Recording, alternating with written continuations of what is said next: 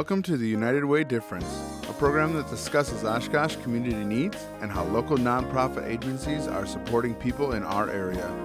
United Way's focus in the areas of income, education, health, and volunteerism helps to build a stronger, more caring, and compassionate community. The United Way Difference is brought to you by the Oshkosh Area United Way.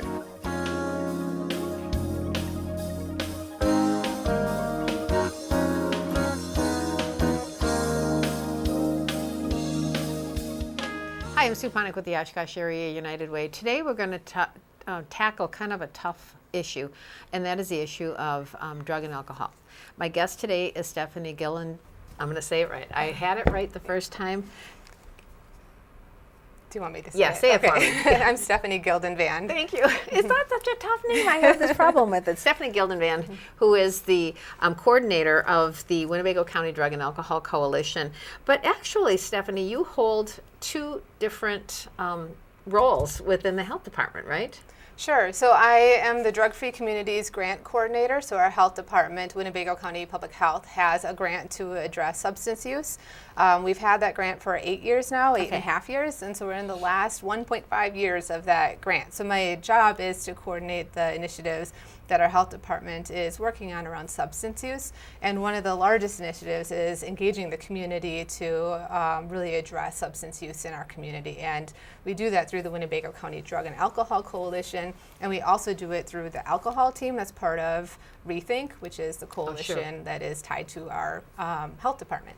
Okay, so one of the things that we wanted to talk about is what is the Winnebago County Drug and Alcohol Coalition?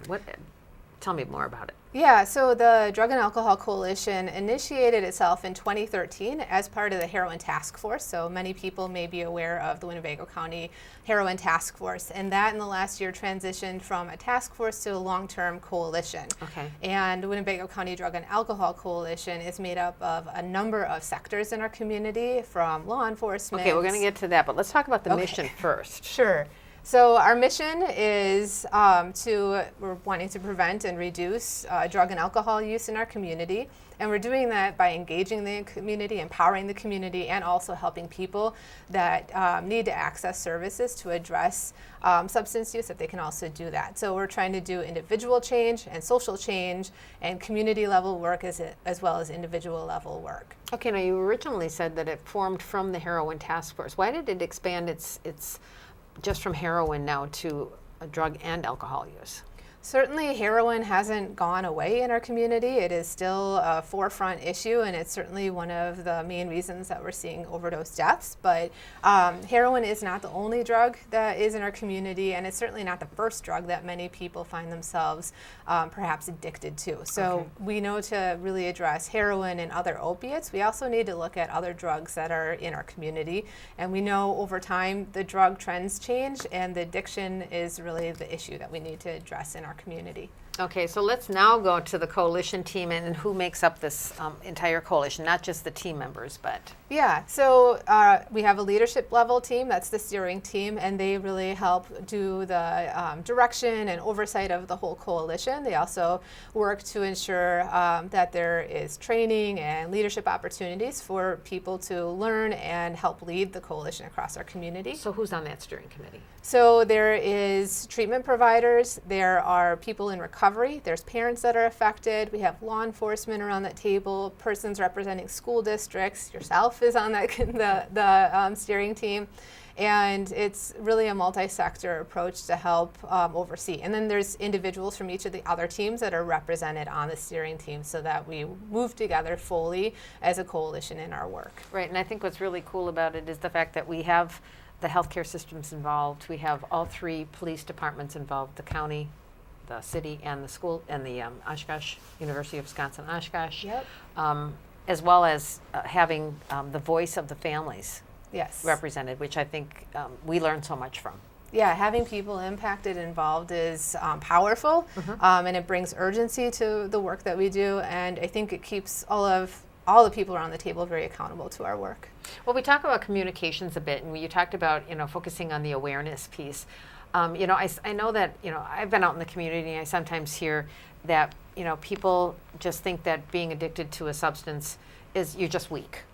or you have no willpower. Yeah. But it's more than that. So how do we communicate the urgency to get people to treatment, but also just the awareness of what the issue really is?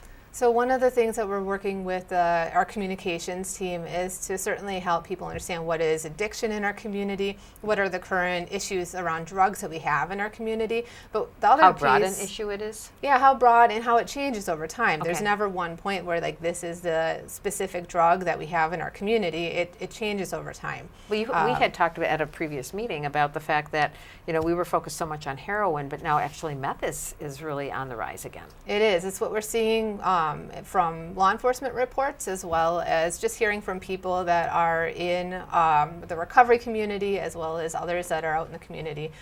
We're hearing more and more that meth and other drugs are on the rise. Okay. So the other piece that communications is working to shed a light on is addressing stigma. So we've come a long way in the area of mental health to identify the person that might need help or assistance and really bring our community around that. And I think we have a ways to go yet when it comes to substance use. So we do like to typically show the pictures of the needles and the pills on like news segments because it gets a lot of attention. And we like to think that the person that might have addictive issues looks a particular way or is low income, or there's all these things that we tie to it.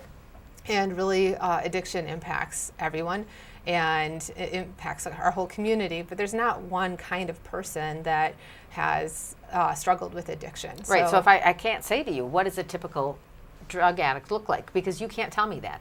There is no typical drug addict. Right, and the issue is it's really a disorder. It's a substance use disorder, so just like any other disorders, people need help. So just locking people up or arresting your way out of crime, law enforcement and other agencies are around that table to really figure out how do we get to the root cause of these issues, because they know that these kind of criminalizing the issue isn't necessarily what's going to get people the help that they need. Right. You know, a number of years ago, we looked at alcoholism as a disease, and there's treatment for that. But we don't have that same view of other substance abuses, or other substance use. I guess I'm not quite sure what my question is here. But if we look at alcoholism as a disease, then we should look at other addictions as diseases. Yes. Yeah. Okay. It is a disease. Yeah. It's a substance use disorder. So I think people sometimes can connect to alcohol really easily because it's something that's prevalent in our community. It's socially acceptable in our community. Perhaps we have unhealthy culture around alcohol in Wisconsin, but it's harder to imagine like a person that might use intravenous drug like heroin and things like that. But the heart of the matter is the same. It's a disorder. It's a condition that people need help with. Right. So we were talking a little bit about treatment, and here we're talking about the access, or increase the access to treatment, and then improving the navigation. What do you mean by that? So if you could imagine having a loved one that really needs help, would you know what the first step is to connect that person to help? A lot of people... I would call 211. Okay, that's an option that's out there, and it's a good place to start. But just helping people understand the horizon, like you need to get an assessment, and then after the assessment, you need to find a provider, a person that can offer treatment services. But also your insurance comes into play, and if you do have insurance versus if you don't have insurance, there's options out there. But a lot of people are unfamiliar with what's the path to get to the help you need. So we're trying to make that a little bit more clear for people in the community to understand, and also understand that we actually are pretty rich in treatment services in the greater Fox Valley area. There's some parts of our community that really have very limited options for treatment. You mean statewide or just here? Different pockets around the state. Certainly when you're in the more rural areas of the state, there's limits. We in the Fox Valley specifically have a strong recovery community, and we also have strong treatment options. You can choose between inpatient services and have a variety of options, as well as outpatient services. So we have a good amount of resources. We're still looking into, do we have enough resources? And is there too long of a wait, and for what reason? So that's part of the access to treatment. Affordability is part of the access to treatment. But the biggest piece right now is a lot of people know that they may need help, or they know a loved one that may need help, and they don't know the first step to get that person Right. to the help they need. And then also we talk about peer support, but that's once somebody has been in treatment, yes or no? It can go either way. Okay. So when you're talking to people in recovery, they wish that people could see that recovery really starts even before treatment. Oh. So having that peer support when a person might be in active addiction and then realize that they want help, to have a person that is either a trained peer support specialist or a recovery coach be able to talk with that person and help them get connected into treatment has been shown very accessible. Okay, so the next piece then, you talk about the data. So, it's nice to be able to have just-in-time data, but can you get that?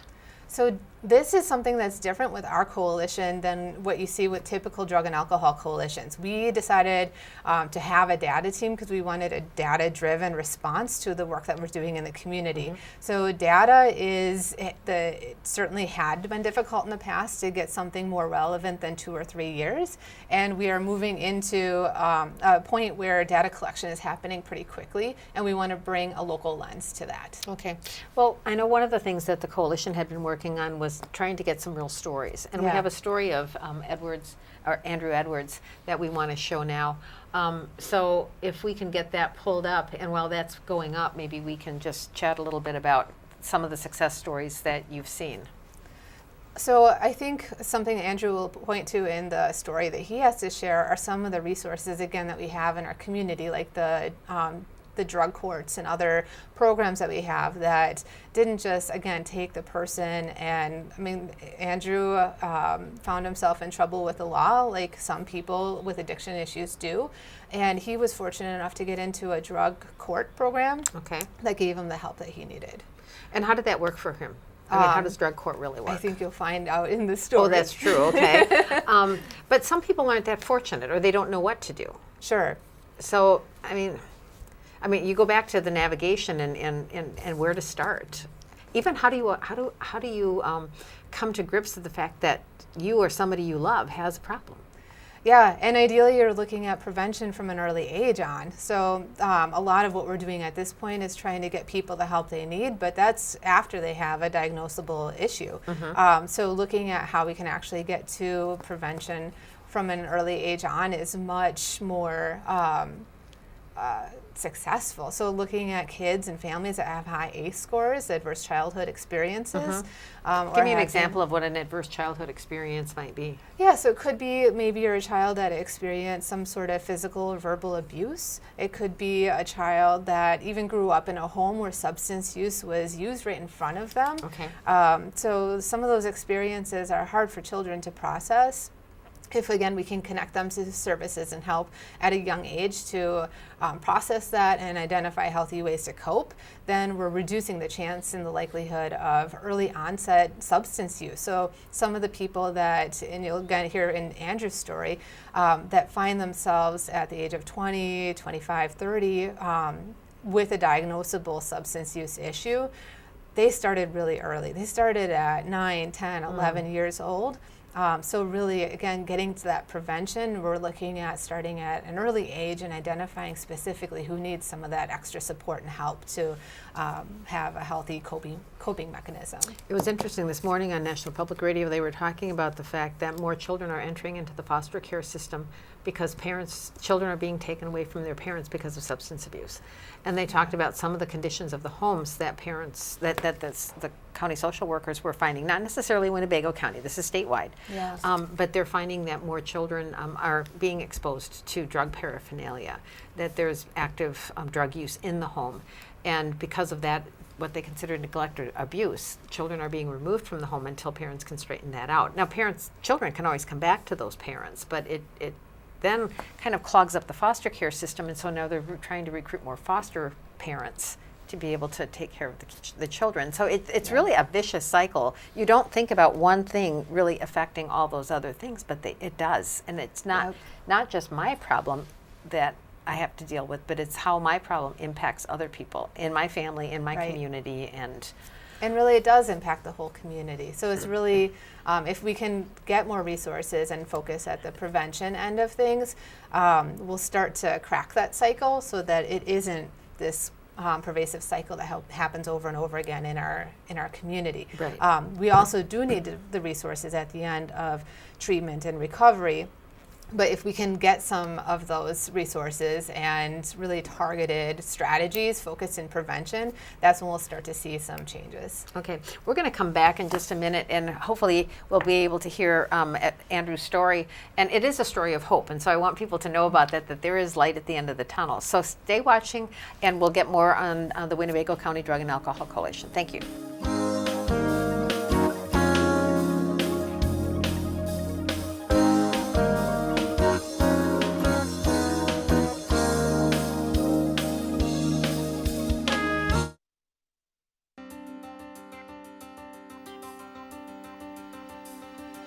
It's not a charity, it's more than a charity. It's about helping people we live with. It's about being the type of person that the 6-year-old version of ourselves wanted us to be. It's about community and looking out for one another. It's about money, yes, but it's so much more than money. It's about friendship and common values. It's about opening doors when others are slammed shut.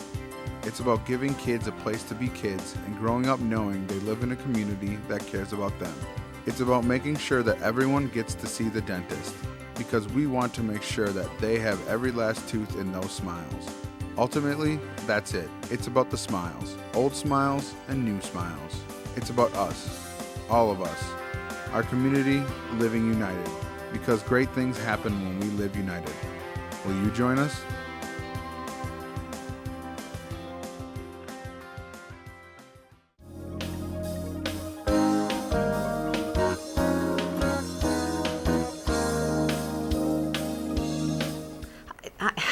Hi, I'm Sue Ponick with the United Way, and my guest today is Stephanie Gildenvan. She is with the Winnebago County Drug and Alcohol Coalition. She also works for the Winnebago County Health Department. And we were talking in the first half about what the coalition does. And we've finally ended the segment with talking about the fact that there is hope for people who have an addiction. And we want to cut to a video right now of a young man, a local man, who has been had an issue with addiction, has issues with addiction, and has been able to go into recovery and is being very successful. So stay tuned. For me, when I was younger, like even before I started drinking and using drugs and stuff, like I felt like out of place and different and just not comfortable like with myself.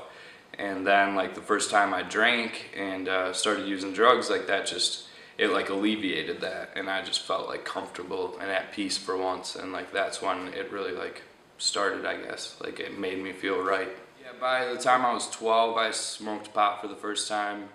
I used cocaine and opiates like pain pills when I was 13 for the first time, and then it slowly just like, well, quickly actually progressed from there. Like became everyday thing. I mean, for a while it was just smoking weed and drinking on the weekends and then dabbling with other things from time to time, but pretty quickly by like sophomore year I was physically dependent on opiates and doing anything I could really get my hands on.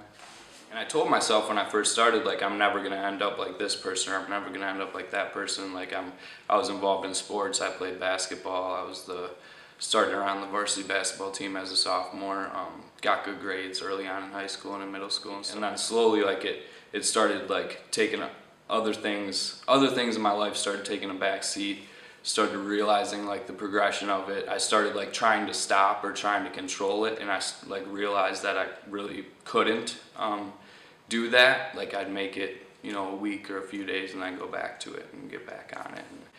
So it was like a baffling, confusing thing, like internally for me, like why can't I drink like other people or just go to parties, or why can't I like just use on the weekends, or, you know, things like that. And the next thing, and then one drug would wear out and then I'd no longer be getting high on that one, so I'd want to try another one, and then it was just like all bets were off really. Like I'm just kind of along for the ride, because I told myself I was never going to use needles, told myself I was never going to do heroin and all that stuff, and did it all. So it wasn't gonna get better for me until I really was done. Like I wanted to be done using and drinking. Like I didn't want anything to do with it anymore.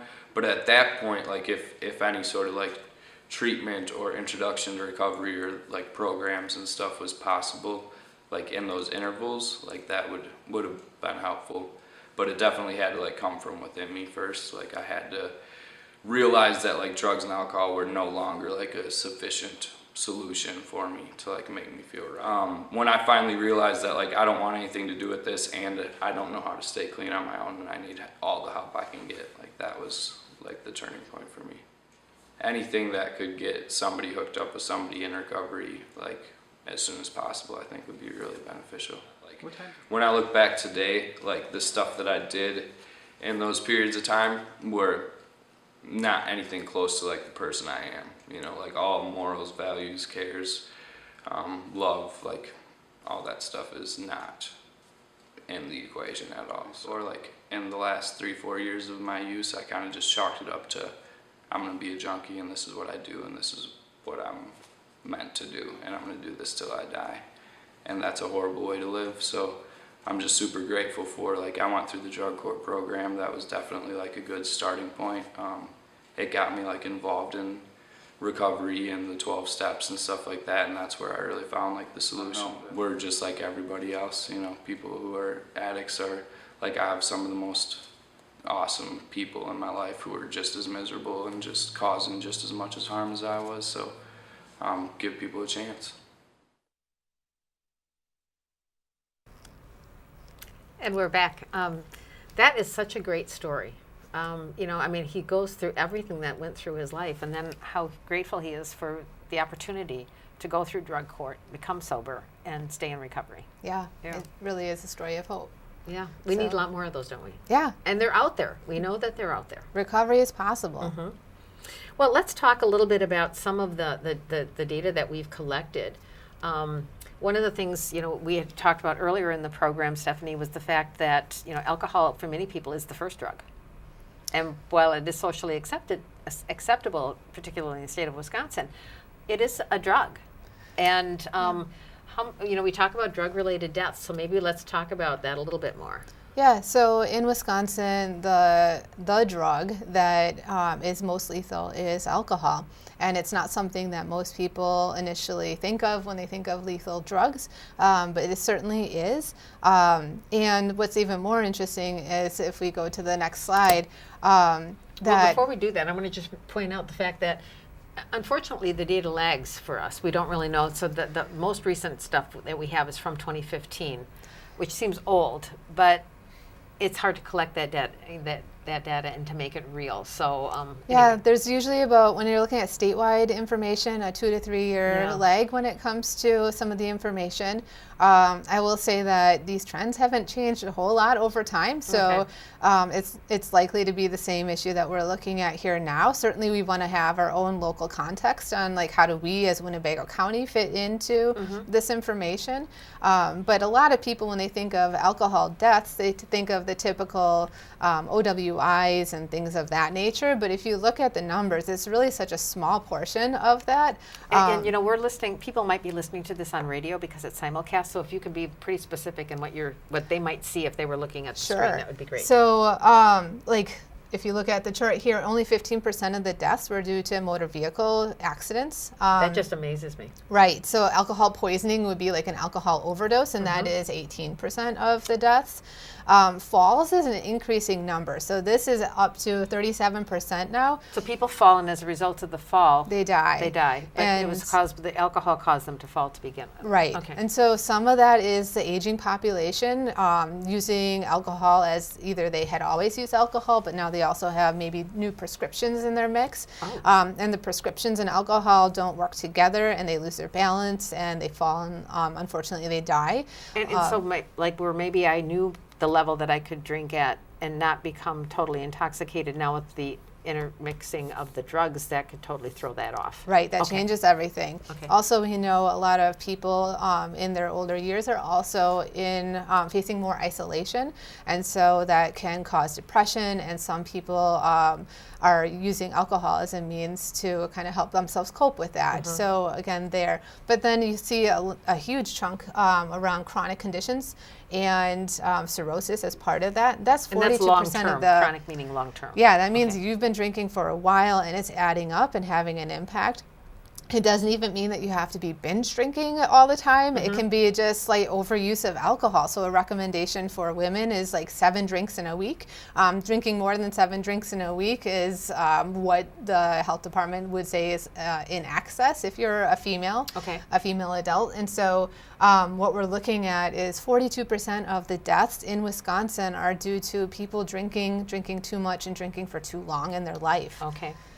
So this next slide that you see here is overdose deaths in Wisconsin, and it breaks it down by drugs over a course of time. So starting in 2006 over to 2015, again, there is a lag in the data that we have. You see opiates is like the leading cause. And that's the top line? Yep, the top line is opiates, and that's all opiates. So that's prescription opiates as well as heroin. And then you see the middle line where it starts in 2006. The middle line drops down to be one of the least lethal, and that is cocaine. So cocaine dropped as a drug of significance in our county. We hear that cocaine also is on the rise now. So that's not necessarily in this picture because it's 3 years old. And then lastly, the one that is on the bottom starting in 2006, that is the benzos, and that shot up much higher. And we see people using anxiety drugs and things of that nature to address, again, coping issues. So this last chart that we have here is the deaths of all drugs in our county over time. And so where we start with about 15, 16 deaths in 2009, we're up to 31, 32 deaths in 2017. So we've already had a number of deaths this year in 2018. And we know that as we're improving our prescription around opiates, some people that can't get the prescriptions that they once depended on because they used to get opiate prescriptions for years, unfortunately, which led to some dependency and addiction, that they're moving on to heroin because it's what they can get their hands on, it's accessible, and it's affordable. So heroin can get mixed in with a lot of other things can get mixed in with heroin, things like fentanyl, which is a synthetic opiate, and that is very potent, and if you don't know it's mixed in, you can take a dose that is much too strong for you and overdose and die. So we're not necessarily expecting death rates to go down in the very near future. So we talk about naloxone or Narcan.